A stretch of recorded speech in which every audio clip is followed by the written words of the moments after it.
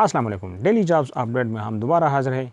Screen पे आपने देखे होंगे दो पोजीशंस। तफसील में जाने से पहले अगर आप इस चैनल पर नए हैं और जॉब की तलाश में है तो चैनल को सब्सक्राइब कर लें, साथ में घंटी का निशान आल पर क्लिक कर लें। हमारे आने वाली जॉब्स इंफॉर्मेशन रोज़ाना आपको मिलते रहेंगे।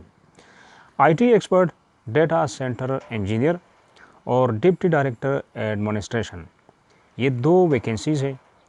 IT expert, data centre engineer एक प्राइवेट कंपनी है, प्राइवेट इदारा है, उनको चाहिए।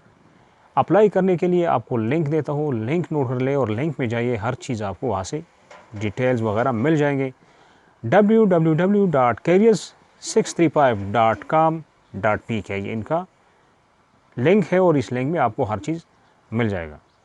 दूसरा, डिप्टी डायरेक्टर एडमिनिस्ट्रेशन, ये national university medical science NIMS उनकी है और इनका डायरेक्ट टेलीफोन है।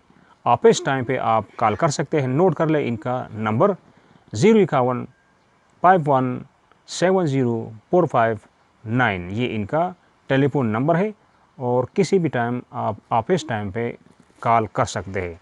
तो ये थी आज की अपडेट। नेक्स्ट अपडेट के लिए खुदा हाफिज़।